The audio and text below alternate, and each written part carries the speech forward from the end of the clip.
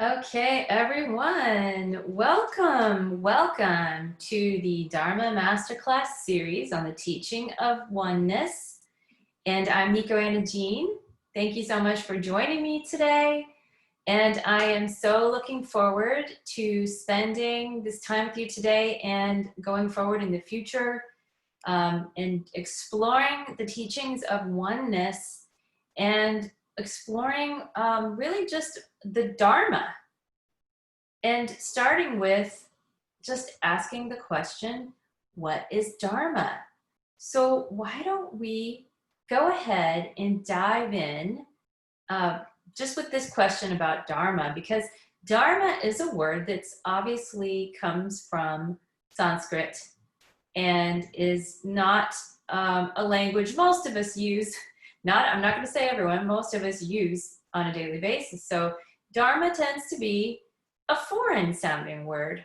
And so I just kind of want to explore together first the meaning of this word. And I want to invite you to, just explore it for yourself as well.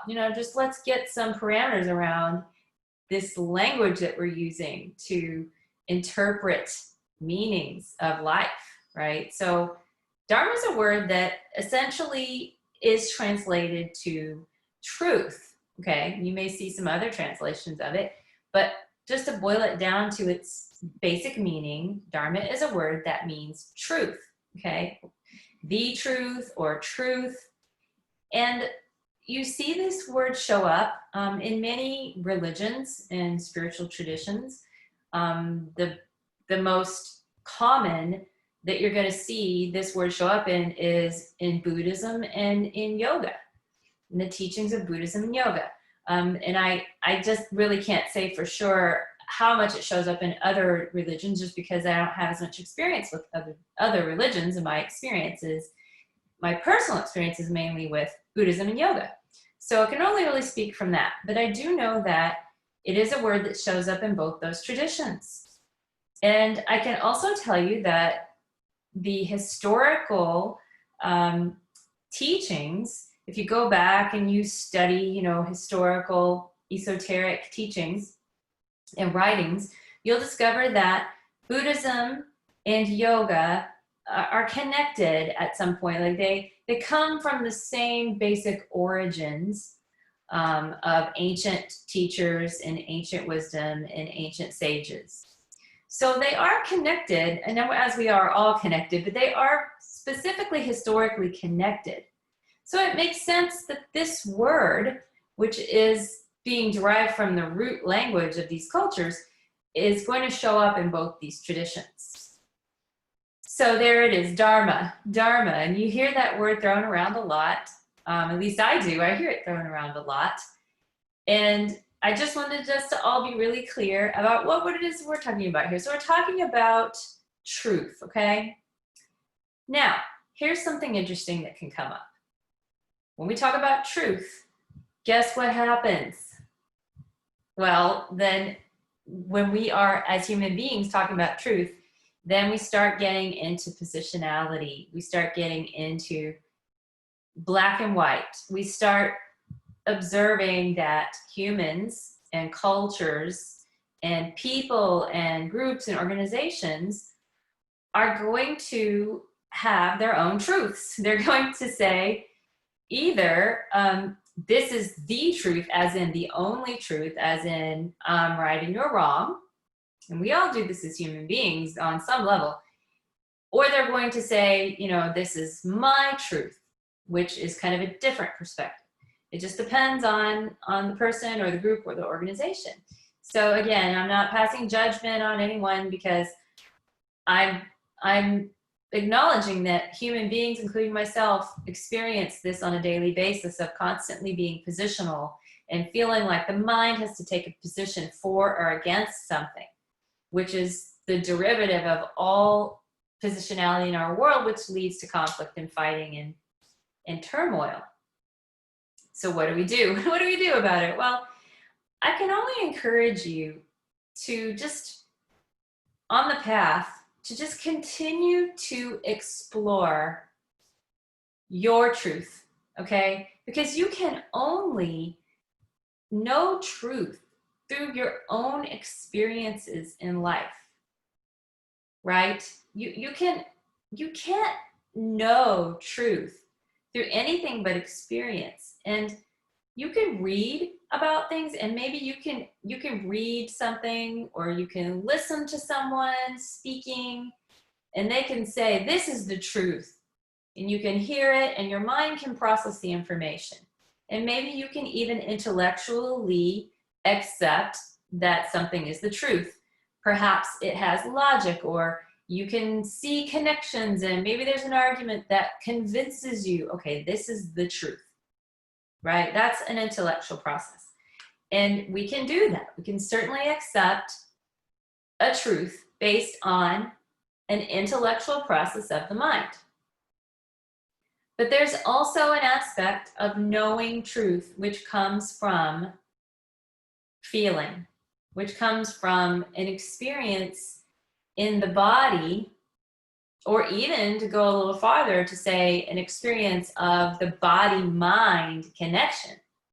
So the entity that lives in you, that is somehow a combination of the body and the mind, or even to go a little farther into an aspect of Japanese Buddhism. It's called Shin Buddhism. There's a concept called Kokuro, and it's a word that really can't translate to English that well, but basically what it means is that there is a heart-mind inside our energy system.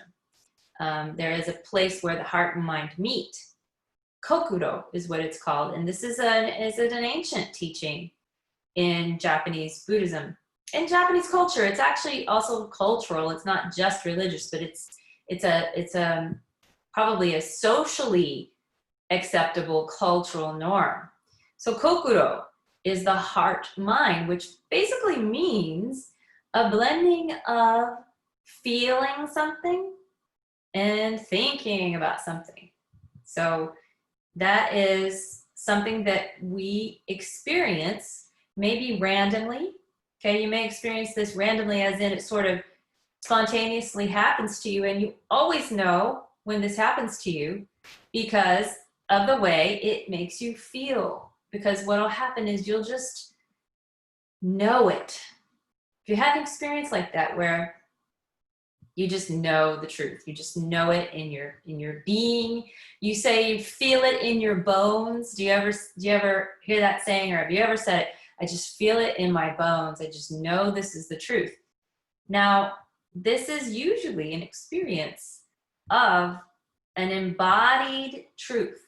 Okay, and this can happen spontaneously. It can happen through an intended practice to cultivate this experience, through meditation or mindfulness or other practices, maybe a physical aspect of yoga, like hatha yoga, even martial arts, all sorts of practices that have been attached to the spiritual seeker or spiritual wisdom or teachings throughout the ages. There's always been a physical aspect attached to most practices. So whether you're cultivating it intentionally through any or all of these practices, or it's spontaneous, most people can agree that it's preferable to experience your truth through this means, rather than to rely solely on the intellect or the mind or thought, right? Because thought can actually lead us astray if it's not tempered with feelings, intuition, wisdom, those sorts of things. Thought can become very divided from empathy and compassion. Intellect alone can actually become dangerous, and you can see this happening in our history.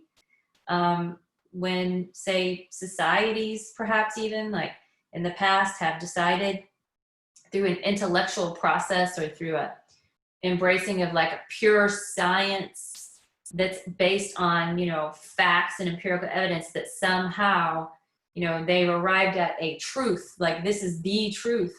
For instance, in the Holocaust, the German people embraced an idea that came forward through, and I won't say just Hitler, but Hitler was definitely the leader. But you can see how this idea that was purely intellectual was able to pervade an entire society and convince the majority of a society to go along with a horrible practice of eliminating an entire race of human beings based on some intellectual concept of a truth that the German people, the Germanic people, were superior in some way, and that they needed to cleanse, the world of this impure race. And that's a very intellectual concept, right? That's not based in any feeling or intuition or wisdom, because any human being can agree, if they're able to access their feelings and they're able to go into their heart, they can agree that it is not truth and it is not okay to decide that some other human beings aren't worth existing and that we need to annihilate them somehow, because that's completely devoid of compassion or empathy, and it's completely the opposite of oneness, right? Oneness being a concept of that we are all one. We come from the same source. We're connected. We are one life. We are, one field, a quantum field, or if you even have a deity that you subscribe to or that you believe in, whether it's God or anything else, it doesn't matter, because these are all concepts of oneness, right? So anyone that can check in truly with their wisdom, their divine wisdom in their heart center, could never agree that that is truth, that particular way of thinking about existence, that one race of humans is superior to another, and so therefore justified in annihilating the other, is truth, right? But you can see how getting divided from the heart's wisdom and going with solely intellectual things, solely the mind can get way off course, right? Thoughts can get way off course. And that is a very dramatic example of it. So when we're talking about the teachings of oneness, okay, how can we, that's, like I said, that's really dramatic, the Holocaust, right? I'm not saying that you guys are out there experiencing something that's dramatic, but how can we really relate this to our daily lives? How can we relate to the Dharma and to the teachings of oneness? Well, we can do this by just first understanding and accepting that within all of us, within every human being, and really within the ego of every human being, lies the potential to have this positionality, this kind of positionality. That doesn't mean that we're all potential Hitlers or any other, psychopath or narcissist that rose to power in our history and had terrible atrocities in the world. But that's not saying that we're those people, but it's saying that the seeds of those types of behaviors live in every single human being's ego. Because unless you are, maybe there is someone out there, a few people in the world that are in human bodies that have transcended the ego. I'm not saying there's not, but most of us, most of us have not. And we're living in a body, and so we're living with the ego. And that's not a bad thing necessarily. That's part of being human. And the ego really represents that illusion of separateness, of not being one, of being a separate self from each other, from groups of people, from other countries, from the world, even from, if you want to extend it out, if you're a sci-fi person, from aliens. There could be aliens out there on other worlds. We don't know of them yet, but we're separate from them, right? Because they're aliens. They're not from this world. I mean, yeah, you could extend it into that whole scenario. And this is the illusion of separateness that the ego keeps in place, okay? So let's talk about the self for a moment. Let's just talk about it.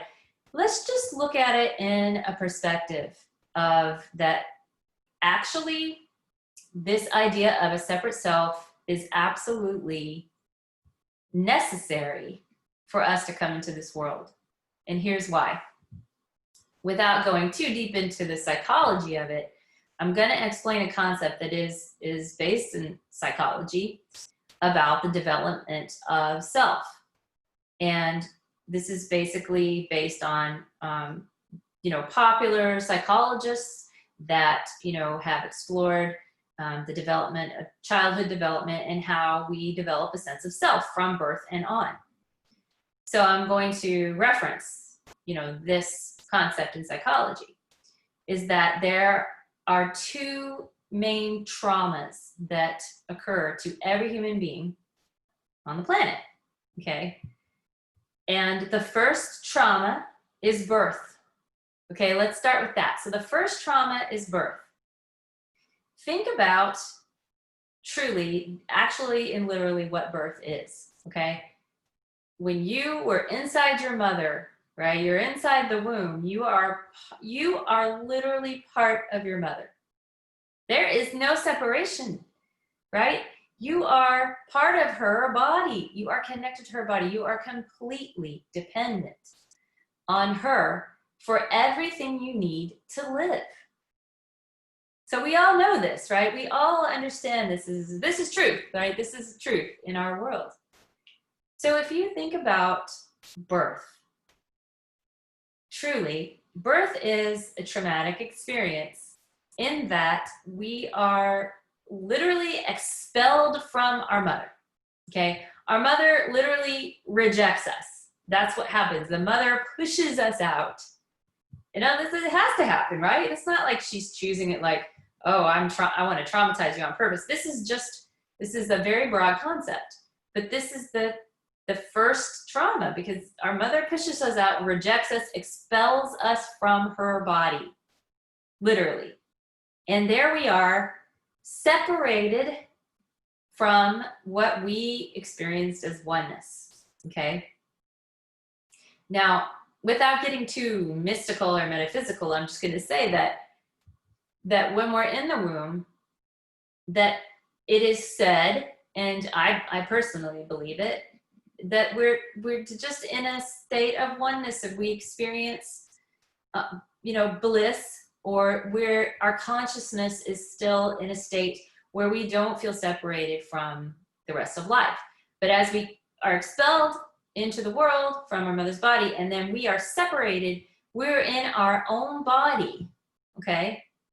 We are now a separate self. Now, we haven't realized it yet, okay? That's the second trauma, okay? So we're expelled from the body, but we're still dependent on our mother to survive, or even a caregiver. We'll just say, we're just gonna assume the mother is there, okay? And if that's true, then we need the mother to survive, literally. We cannot survive without this mother or this caregiver. We have to have someone to feed us. We have to have someone to change our diaper. We have to have someone to keep us safe from the elements. We're literally helpless as a baby that's just been born. And so we don't really have a separate self yet. So we're in this experience of, well, we're not in our mother's body anymore, yet we're still dependent on her to survive, right? So we're actually dependent on the mother as self. So we basically use our mother figure or caregiver as a sense of self in that moment. Okay, that's all we have. She's our home base. She's everything.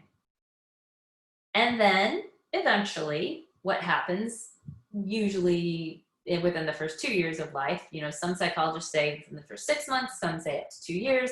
Doesn't matter. Basically, what happens is we start to experience the world and we start to become more comfortable with being a separate self, and we actually develop a perspective of being separate from our mother. Enough, not totally, but enough so that we might start venturing out into the world as a self, right? And this is the second trauma. So the trauma is really around actually changing our point of view that we are separate from our mother. And we experience this as a trauma. It actually is a trauma. Now, this isn't necessarily a bad trauma. I mean, this is a trauma that everyone's going to experience, but it's really about how we proceed from there that patterns us to have the kind of life we're going to have in the future. So if we have a home base, our mother, that is safe and provides reasonable stability, then we can develop a sense of self enough to be able to wander out into the world, as in maybe wander around from our crib, wander around outside of the crib and explore our environment. Maybe we fall down a little, maybe we crawl, grab toys, grab objects in our environment, and perhaps even push the mother away, right? Like you've seen babies do this where perhaps even they're trying to explore their environment and the mother comes to pick them up or something and they push the mother away, right? Because we're pushing away that self that we had clung to, and we're trying to define our own sense of self. So there's that moment where we create our own separate self as much as we can with the cognitive abilities we have then. And so then what this does is it teaches us that we are separate.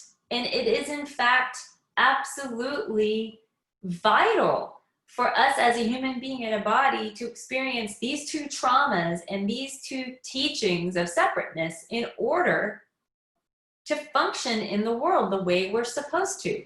Because eventually we're going to grow up and we're going to go out into the world on our own, and we're not going to need our parents anymore. We're not going to need to be taken care of. And that's the whole point, right, of growing up, is that we want to be self-sufficient, right? That's what we want. We want to be self-sufficient emotionally, physically, mentally, on all levels, in all aspects. And this is the model of a healthy human being adult, is to be self-sufficient in those three areas of our life. So I guess what I'm saying here is that separateness, the illusion of separateness, is a vital necessity to being born and developing as a human being in this world and growing up and being part of this world. So it's not good or bad, okay, guys? It's not good or bad. I mean, I think sometimes in certain circles and in discussions around the spiritual path, when this idea of the illusion of separateness comes up, there can sometimes be some shame or blame or guilt or judgment around it, because human beings do this, right? We do this. We think, oh, I shouldn't be living in this illusion, or I should be farther along spiritually. I should be able to experience oneness, or whatever it is that comes up around it. That as though illusion is bad, right? If you've been living in an illusion, it means something bad or wrong about you. And that if you were spiritually evolved, you would be so past that. And this is usually the inner critical voice that's saying this. Maybe sometimes someone on the outside of you is saying this, but most of the time it's internalized. It's an internal experience, okay?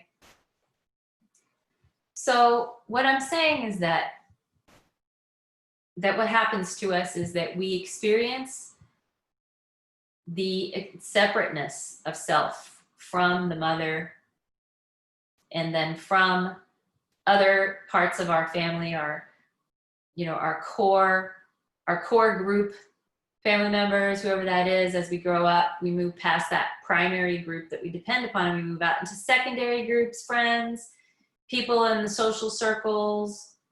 When we go out and we're working, and if we're in jobs and we're working, we've got colleagues, and our circle gets wider and wider as we move out.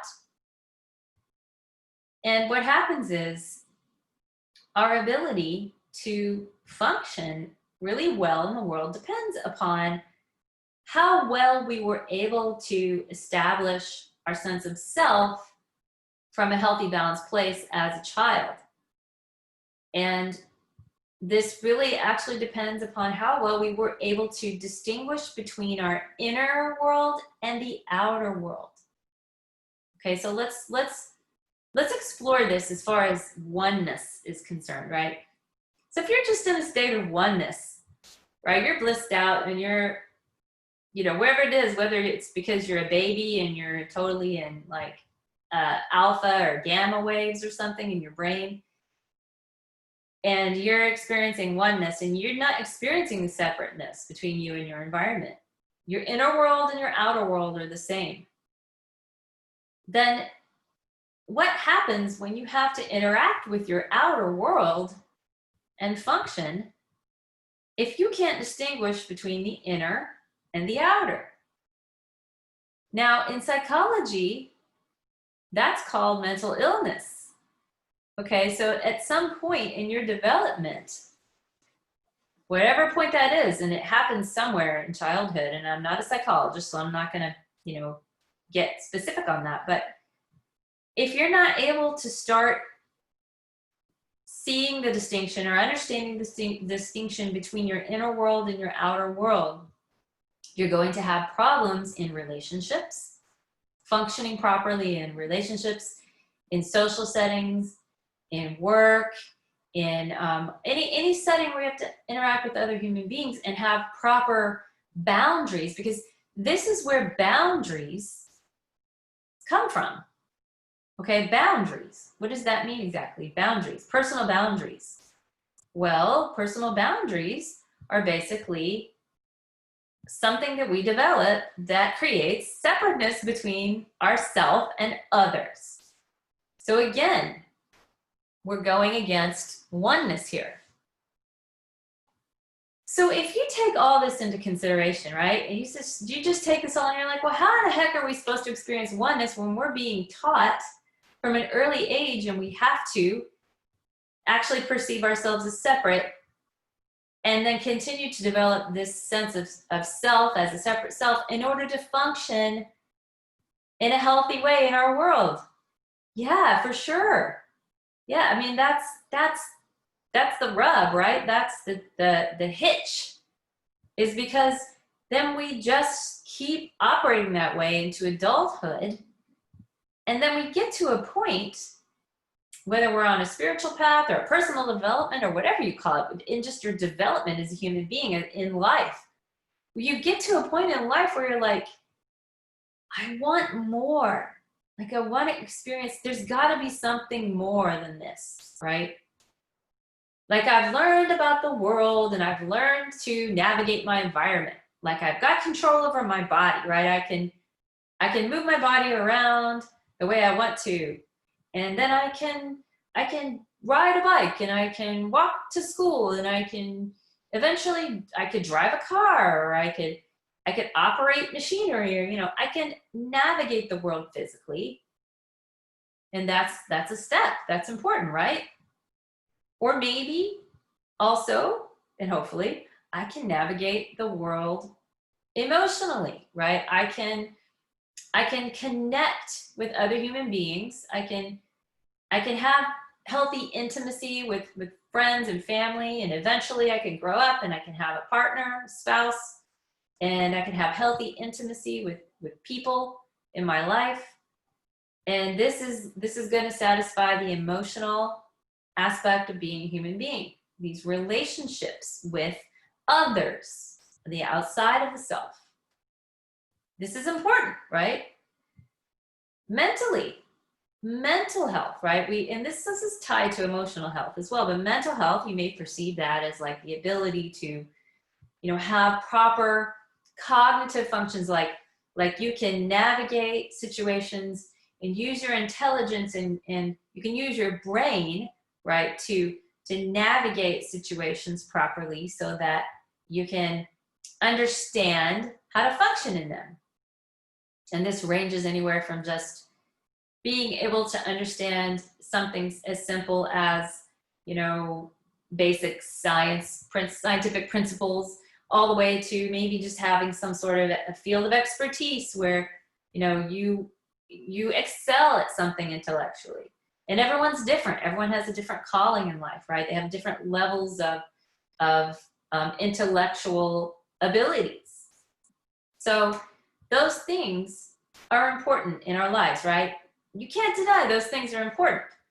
And we're being taught in our societies, our organizations, whether they're primary or secondary, we're being taught that these things are important. And we also get to a point, and if you're listening to this, or watching it or listening to it, you're here, you want something more. There is something beyond these ways of being in the world. There's a longing inside, right? There is a desire to connect with something more. And if you want to call this the desire to return to oneness, you can say return to it if you want, or you could consider it even like an evolution. Like maybe it's not returning to something, maybe it's going forward. If life is not a straight line, if life is not linear, if time doesn't exist outside of the human experience, if life is a circle, or if life is being experienced in different time frames, literally, like as in there's no past or future, and all there is the present moment,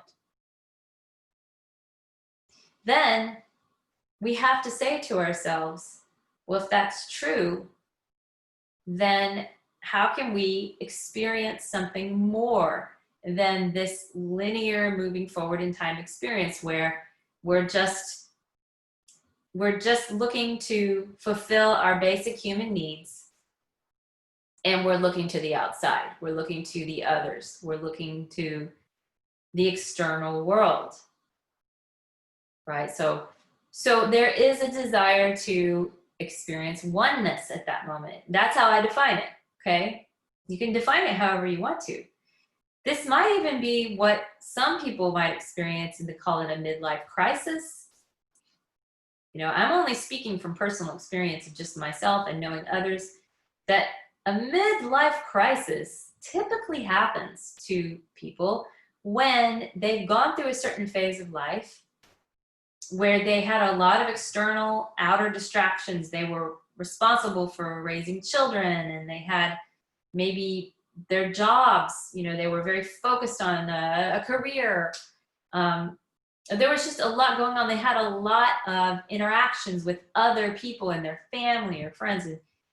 And then it's pretty natural that at some point these things will shift, because children grow up and they become their own selves, right? They get their own sense of self, and they move on, and they move out, and they leave, or they go to college, or they go somewhere, they move to another city. Or even if they stay near you, their relationships are shifting, and they're moving outside of their circle, their primary circle, secondary circle, and your relationships change. And so, of course, you're going to feel a void or a loss, or something is going to feel like you need to find another way to feel okay, or to feel fulfilled, or to validate your existence. And so the answer is always different for everyone, but the answer is going within and exploring the inner world. So if we've been distracted from the inner world for most of our lives, which most of us are, maybe some of you have been lucky enough to have the privilege of being able to tune in and explore your inner world at a younger age. And if that's so, that's amazing. I think that's wonderful for you. And then many of us come to it later in life, like I said, because our distractions are falling away. And so the answer is then to go within, to explore the inner world and connect with what we're calling oneness, meaning everything is contained within ourselves. Remember when I said earlier in the talk about that the ego contains the seeds, every human being's ego contains the seeds for positionality and for going off the rails with intellect, right? And moving into a place that lacks empathy and compassion. And that's true. Well, that's true. If that's true, it also has to be true that if that's true that the seeds of that are within us, that also means the seeds of anything else, any other experience in life is within us. So it's really just about what we want to tune into. And it's about creating this balance or this bridge, so to speak, between the need to have a separate self when we were younger, and then moving into a time when we need to retain the separate self, yet also experience a connectedness with others and with the world and with the universe or your higher power. Because without it, we are feeling a lack. We have gotten to a place where we feel the lack and we want to connect with that. And that's a natural progression of the human being. That's a natural progression of consciousness. It's not to say that if a person isn't having that desire, there's something wrong with them. It just means that they're still in a space where the outer world is keeping them busy and distracted, and they haven't acknowledged that desire yet. But the desire is in everyone. And whether a person becomes aware of it or not in their lifetime just depends on that person, depends on their path. So all we can really do is have our own experience. So I invite you to just explore this question inside yourself or on your own for your own experience. Take a look at the truths that you have held in your life. Be honest with yourself and ask yourself where these truths come from and how you came to accept them as truth. Because if you're experiencing stress, anxiety, tension, if you're experiencing unpleasant emotions on a daily basis, it's likely that what's happening is you're coming up against a truth, a long-held belief that is no longer jiving in your reality, in your experience, and you're having trouble resolving it. And this is an indication that you may need to start looking for your own truth, your personal experience of truth based on what we talked about before, the blending of the heart and the mind. Kokuro, the heart-mind. Oneness, right? You have to admit that the experiences of feeling and thought seem separate, but they're not. They're actually one. And if we can perceive our life experiences from that place, that balance, that oneness, then we're going to have a lot less suffering. We're going to have a lot less fear, stress, anxiety, all those things that we associate with unpleasant emotions, these unpleasant emotions. If we're able to create a bridge for ourselves in our lifetime where we can move into an experience of oneness that allows us to retain our boundaries, right? Our adult boundaries, our sense of self, that allows us to retain that in order to stay in the world and to remain in healthy, appropriate relationships with others and still experience a sense of being connected to everything and everyone. If we can do that, then we can really shift our experience of life into something really profound, right? Like, think about that or feel into that, is that, you can have an experience of life where it doesn't matter if you're alone as a separate self, or there's other selves around you or with you, or one other self. I mean, we want to experience others in our life, right? We want relationships. We also don't want to be attached to them in order to be okay. So we move into this space of being able to feel okay and still connected to a source of life, whether we are a separate self all by ourselves, or we have other selves around us, other people, or even pets. Well, I think pets are people too. Non-humans, non-human entities that we can be in relationships with. So other beings that we are in relationship, as in relating to in our world, that we're able to navigate these relationships from a place of still feeling connected to source, whether those relationships are present in the moment or not. And this is really the mark, or maybe the hallmark of a spiritually mature person, I think, is the ability to have this level of relating to others. And this person that's in this space typically doesn't mean they're never going to experience stress or fear or loss. It just means that they're aware of the fact that they are still connected to their source, no matter what moves in and out of their life. And they know that the emotions associated with loss, the loss of another self that you were in a relationship with, whether it's a family member, spouse, child, friend, anyone, that is a temporary experience that you will go through.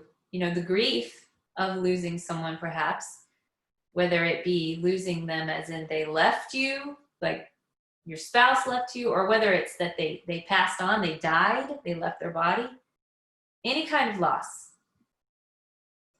that we can still navigate the world, and we can know that emotion, the emotions around that, will pass, and that we're still connected to the source of life, and that we can still feel the oneness of living, being part of the experience of the universe.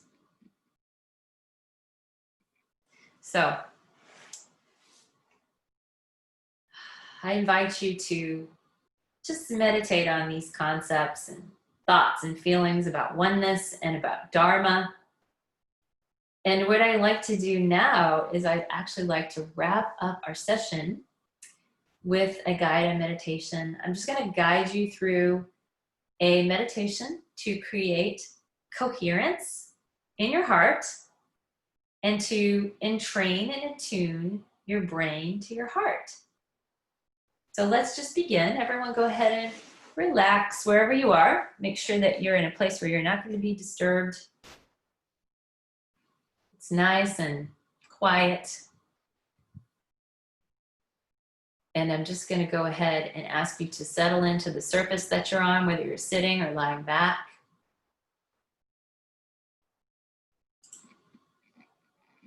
Take a deep breath.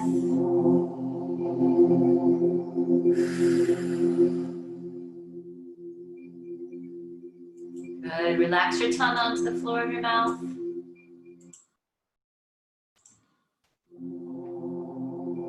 Let your tongue be really soft.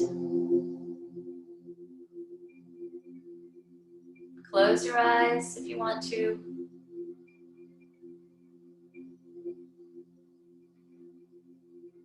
Take some nice, slow, deep breaths in through your nose and out through your nose. And feel the muscles in your face relax. Softening your cheekbones and your nose. And feel your eyes sink away from your eyelids.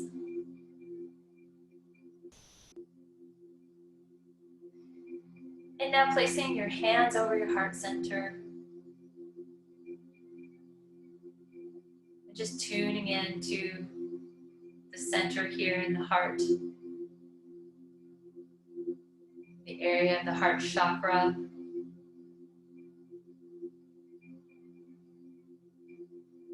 Good, and we're just going to breathe nice and slow. Keep your tongue relaxed. Now I'm going to ask you to tune into your heart center again and really think about someone in your life that you care for deeply, someone you love very much. This could be a person or a pet. See their face in your mind.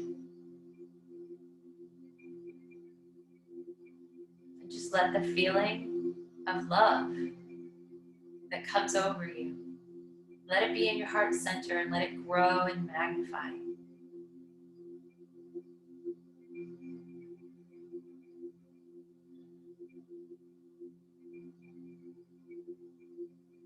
And now, I'm going to ask you to send a beam of light out of your heart center.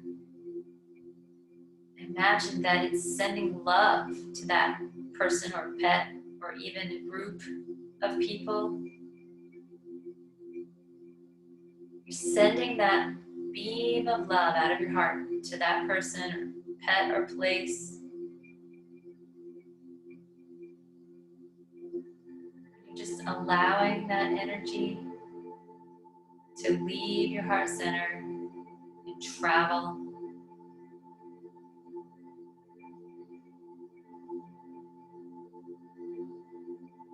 And you can also imagine that that energy of love is coming back to you.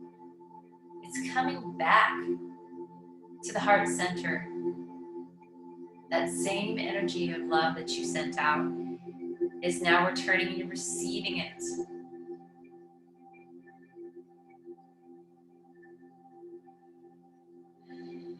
Nice slow breaths. Stay centered in your heart.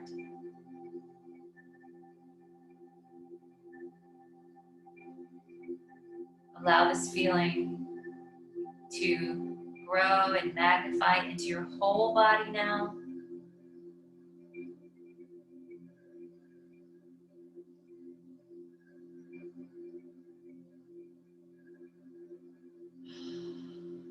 Good.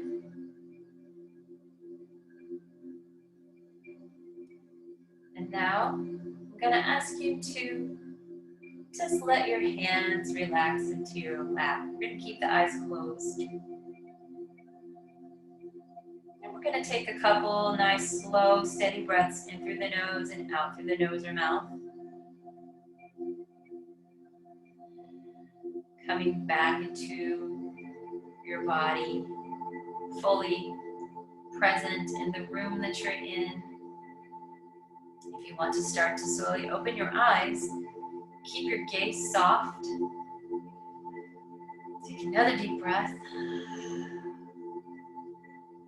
Good, and then if it feels good to you, you can reach up and stretch your arms up to the sky like you just woke up from a nap, and also look up and let your eyes look up as though you're receiving something wonderful from the universe. And then come back to center. Thank you so much for joining me today. I can't wait to talk to you next time. Have a beautiful day. Namaste, my friend.